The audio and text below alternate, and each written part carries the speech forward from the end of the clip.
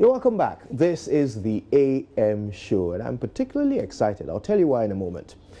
First, though, the United Nations believes that science and gender equality are both vital for the achievement of the internationally agreed development goals, including the 2030 Agenda for Sustainable Development. Now, that is why today is being celebrated as the Day for Women in Science and Technology. So today on the AM show, we're hosting one of the most prominent of Ghana's women in science and technology, Professor Rosemma Mama Nchua Mensah. She's the former Deputy Director General of the Council for Scientific and Industrial Research, CSIR. And she's in charge of coordinating the research activities of the 13 institutions under CSIR. She's highly qualified. She holds a Bachelor of Science in Zoology, a Diploma in Education, a Master's in Aquatic Biology from the University of Cape Coast, and then, of course, a PhD in Fisheries Science from the University of Ghana. And then she went on to get a certificate in Aquatic Resources Management from the University of Hull in the UK. And then a postgraduate certificate in Business Administration from GIMPA, and so much more. My goodness, I could go on for ages. But, you know, we're having this conversation because we want to understand why it appears that fewer women are encouraged to venture into science-related fields. Why? And what can we do to make sure that more Ghanaians, especially women, find their way into this field where their expertise, their skills, their intuition is needed so much in order to further our learning in these areas. So join us, let's get into the conversation. But first, let's meet the woman herself, Professor Nchua Mensah. Now, I call her Auntie Mama, and there's a reason. It's because she's known me since I was 4 years old. Auntie Mama, how nice to see you. Hello, Kudu. Yes, and thank you so much for making the time to be with us. It's a pleasure. Now, I wish they had allowed me to read more of your qualifications and accolades, because that is what illustrates the fact that some women have advanced so far in the field of science and technology, and you are such a perfect example of that. But no doubt it wasn't easy. Did you find along your journey that being a woman was an impediment in any way? Thank you for asking that. Initially, no, because I went to Wesley Girls High School. So when you go to Wesley Girls High School, you are imbibed with some confidence, and you are with your peers who are equally good or even better. So when I went to university, I realized that there were very few women in science, but even that, my colleagues and I were equal. We studied together, we did everything together, the males, you know. So you graduate knowing that you're going to conquer the world, you know. But out there, their reality is different, because you realize that most scientific fields are male dominated, and over the years the myth has been perpetuated that science is hard, maths is hard, and that is because maybe the principles are not properly taught us, you know. But you find that girls do very well, and all over the world in science. I mean, that's why I'm saying that is a myth. Somewhere in the 80s, you had people like Professor Marian Addy and Professor Ambandam coming together to encourage young women in STM, and that was extremely successful. So a lot of girls went into physics and maths and chemistry. But as you climb up the ladder, you realize that with science, you have to be imaginative, you have to have long hours in the lab, depending on the field you are in. It's demanding, and you have to have the passion to study science. And a lot of women do very well, but as time goes on, other things compete with their time. For example, some get married, they have children, and competing with your male colleague who will be busy writing papers at that time. You in your early 30s probably be talking baby talk, you know, and but I also realized that women tend to like working in teams, and even when they write papers, they don't really think of where their name should appear, but all these things matter. And I found out that another thing was confidence, you know. It was very important to be confident in yourself, to make the mistakes and to get on with it, you know. And somehow, at some point, as you get up the ladder, men become clannish. They bunch together, and you know, after work, when people go for a glass of beer, you want to go home and cook that meal and look after your children, you know. But I must say that I have had a lot of men who have been very supportive. For example, your father, Professor Youngson, I mean, he was my supervisor. Professor Lane, I mean, a lot of men in the academy. I mean, I can name them. I had colleagues I worked with, Dr. Cranting, Professor Farid Danson, my very good friend, Mr. Kwekwa Atadika Johnson. You know, they really encouraged me. So I think that there are a lot of men out there. I say they love women, not erotically, but they like to see women do well. At the same time, too, there are women out there who don't want to see women do well. But I have also met women who have been very encouraging. I mean, for example, one of my mentors, Dr. Letitia Bing, Professor Marian Adi, the late Professor Marian Adi, Professor Adbandam, the past president of the Ghana Academy of Arts and Sciences. And mentoring is key, I think, for young women. And I like the fact that at Wesley Girls, at the speech days, they would tote out all our top performers, and you would want to be like them. So I think that it's not easy for women. The work-life balance. Yeah. It's not easy. It's not Now, easy. one of the first things you mentioned was the fact that, especially when it comes to science and technology, this myth is put out there that it's hard. But you know, it makes me think. Okay, so what if it's hard? Why does that make it better suited for boys than girls? I mean, no, really, it is not better suited for boys and girls. You know, earlier on in my career, I discovered that the person who actually cracked the DNA code was a woman.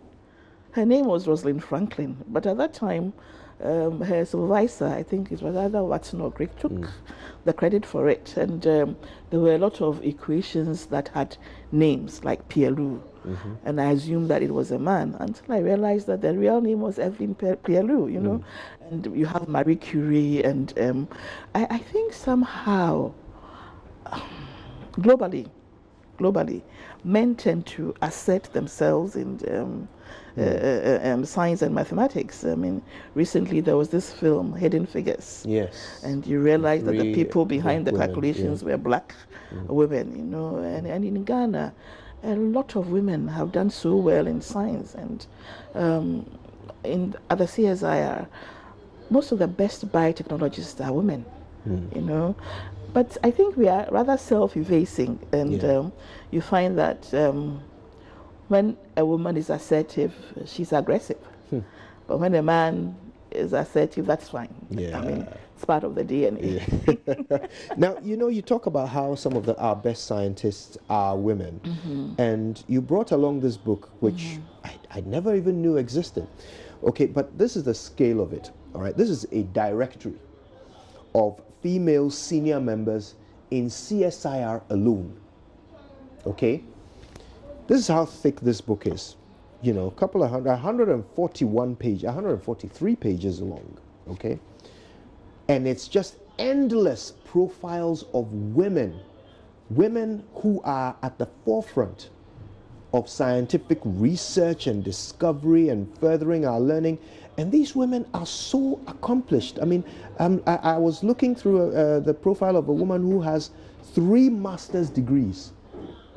3 master's degrees in all kinds of areas of endeavor, from information management to forestry to food science to aquaculture and finance, all of them highly accomplished in CSIR alone. Okay? And they've created this directory for it. I wonder, is this an illustration? The fact that I never knew this existed, and there are so many of them, and we're still celebrating a day like this and talking about how we need to bring more women into. Is it an illustration of the fact that even after women have gone through all of the hardships you've described and become professionals and become, the high achievers in their fields, there is still something going on culturally to subdue them, even after they have achieved, the goal? I think so. I think that culturally, most people see a woman's self-actualization as getting married and having children. And I know a lot of women are really stressed out by their relatives. I mean, after 30, when I'm getting married, I think we are all guilty of that, you see. But it then shows that a woman's achievement is chalked against the fact that she is accepted by society, being married, having children. For example, I mean, I think that professionally, when you get your PhD, you are Dr. X or Dr. Y. But people go saying Dr. Mrs. Yeah. And then I ask, what about the women who are not married? It's a professional setting we are in. I mean, I am happily married, but I think that I'm happy to be called Mrs. Entuamisa at church or at society. But when you get to the professional setting, just as I don't care whether you are married or not, you shouldn't care whether a woman is married or not. I mean, it's the professional qualification. You all worked hard to get it, So there's a lot of emphasis placed on getting married, having children. It's very good. I support that. But if a woman doesn't have that, she shouldn't be judged by that. So you find that a lot of girls after university, want to do that. You see, I don't think it's fair to them because that kind of pressure is not put on boys, So when a girl is very good, I remember a long time ago, I had some cousins at the medical school, and they were saying that, the girls were doing so well, but they were not bothered because they knew that they will end up being the consultants. It cuts across every field, So I think that society has a lot to do with it. The kind of conditioning we give our girls. I don't get me wrong. I think it's wonderful. I have two beautiful girls who are married and have children and all that, and I'm happy for them. But I think that I've seen a lot of my colleagues who have withered because they felt that they haven't done that. You see, but I mean, as I said, I went to Wesley Girls. I mean, in my class, there were brilliant girls who finished university, who went on to have very productive careers, But sometimes when you meet outside, the conversation goes, oh, so how many children do you have? I mean, I think it's not fair. And I also feel that parents should appreciate the fact that the girls can do as well as the boys and encourage their girl child in science and technology. And women are very dependable when it comes to that. And I, from where I sit, know that there are a lot of women who have a lot to give. At the CSI, the director for the food research is a woman. The director for the Crops Research Institute, Dr. Stella Enin, is a very well-accomplished woman. Food research is Professor Mario Bodai. At our Science and Policy Research Institute, we have Dr. Wilhelmina Kwe, who is a woman. And I'm so happy that, now women are getting to sit at the table. But they have always done. It's just that their voices hadn't been heard. Let's talk a bit more about your own journey through your achievements and what an area to specialize in. I say this because I've lived in the house of somebody who has sought to pursue this field to its very end, and fisheries and aquaculture and squidgy little animals living at the bottom of the river. Well, why would what society might have considered a dainty young lady, be interested in such an area of science? Okay, I think that I've always enjoyed zoology more than botany. But at the University of Cape Coast, one of my professors was Professor Amiyawe Kumfi. And when he came back from his doctorate, before every lecture, he would show a film by David or Richard Attenborough. Yeah. And that was for me unique because it made everything so real, you know. It made me enjoy the lectures, I mean, more. And then later on, when I discovered that fishes were different, I mean, they lived in different strata of the aquatic environment, their shapes were different. The shape of their mouth showed what they fed on, and that they were oysters and cockles, and the aquatic environment was made up of a plethora of organisms. I was so fascinated, you know. For example, with the cockles, there's a peculiar one in Ghana. It's called the West African bloody cockle, you know. Yeah. And the oysters on the mangroves, and I looked at the synergy between the mangroves, the aquatic environment, the organisms that lived in them, and even with the aquatic environment, I was fascinated with lagoons, because when you look at a lagoon, you have fresh water entering into the lagoon, you have the middle brackish water, you have seawater coming in. That is if it's an open lagoon. If it's a closed lagoon, periodically it's broken. But then you have different organisms coming in to breed and feed. Some go back, some stay. The whole thing fascinated me so much, you know. But unfortunately, people are losing that synergy because everything ecologically is put there for a purpose, and we are busy destroying that. It's a pity. I'm guessing Galamsey is one of the big causes of that. Don't get me started. Oh gosh, I came to listen to your lecture about you know, the ecology of the pra, I believe, and how human activity is affecting it, and it was shocking, it was scary. But you know, sticking to the issue of women and science and how we want it to be attractive, how we want it to be an option for young girls. We've talked about what makes it unattractive, and you've tried to explain why it was attractive to you. But as a nation, forget about culture and society and family, but as a nation, what are some of the things that we ought to be doing to make girls consider science a natural option, even at a very early age? Yes.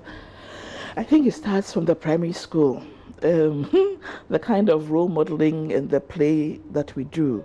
Automatically we will give cars to boys and maybe dolls to girls, you know. But I think we should accept the fact that there are some girls who would like to have cars, you know, and they should be able to tear it apart and put it together. And no some problem. Boys who would like dolls as well. Yes, no problem at that. I mean, but as teachers, once you see the talent in a girl, you nurture that. That is what actually happened to me, you know. Teachers are crucial and parents are crucial. Just nurture and tell them that you can do it. I had parents who told me I could do it. And failure was not the end of the world, you know. And my father used to say that you can get A's in life. In school, doesn't necessarily mean that you get A's in life, you know. So letting girls know that if you find physics and maths difficult, it's not strange. Just understand the principles. But I find teachers don't understand the principles. It's the teaching of the principles. That's the problem. That puts a lot of young people, both boys and girls, off. So once they get the hang of understanding the principles of physics, chemistry, biology, and maths, I think that is one milestone chalked, you know. So I will start with the teachers, treating everybody equally, parents, society, not stereotyping women, you know, because as I said, you have the girls' school. The last time there was the league table, you saw the girls' school had done very well, you know. Yeah, so what happens after? What happens in public service? All over the world, you find that very few women are in leadership positions, and with science, it's even worse, because in the scientific field, you have to have breakthroughs, and to have breakthroughs, it takes a lot of patience and hard work, and as a woman, there'll be other things competing for your attention, and I think employers should accept that, you know, and know that we are different. Now, of course, you're just about to begin retirement, right? Yes. You're on your very final leave, Yes. and then retirement begins. So it's the climax of a career. you know, and you've done this in spite of all the challenges. Do you sometimes look at where you're, you know, ending on a high, you know, at the very top of your profession, Deputy Director General, CSIR? Do you sometimes look at what you've achieved, look around to the men to your left, to your right, and think, yeah, well, I did this and raised a family. I did this and, you know, fought, you know, whatever it is in the workplace, you know, the politics in the workplace and so forth. I did all of that, and still I'm ending at the top with you. That gives me bragging rights over your male colleagues. No, not really, because I'm not the first woman to have done that. A lot of women have done that. I come from a family of educated women, you know, and my mother was educated, my grandmother was educated. I see around me a lot of role models in women who have even done more than I have done. It's a nice feeling, but I don't have bragging rights, because I think that a lot of women have done it all over the world. It's just that maybe they have not been acknowledged for it, you know. But this is something that happens all the time. All the time, and I can reel off 1,000 names at the universities and at CSIR who have also done the same thing, and I'm just thankful and grateful to God, because He's been very centric to what I've done, and thank But of course, we will not allow you to downplay your achievements. You've done a lot, and as we say a big thank you. This can only be a teaser of a bigger conversation we ought to have, you and I, over the life you've lived. But just before you go, just to remind everybody, the reason why we're celebrating Professor Nsua-Mensah today, in addition to all of her qualifications, she was a member of the Board of Trustees of the World Fish Center. Also on the African Women in Agricultural Research and Development International Steering Committee. In 2010, she was invited by the National Research Foundation of South Africa to be part of a 3-member international team to assess 3 of their research institutes. She's been awarded Duke of Edinburgh Gold Award, the Tonoli Memorial Award for Limnologists. I don't even know what that is. Limnologists. The Ministry of Women and Children gave her an award of excellence in March 2012. University of Cape Coast awarded her as one of their distinguished alumni, awarded by the magazine Creating Excellence in Organizations in South Africa as one of their most influential women in agricultural research in Africa. She's a fellow of the Ghana Academy of Arts and Sciences.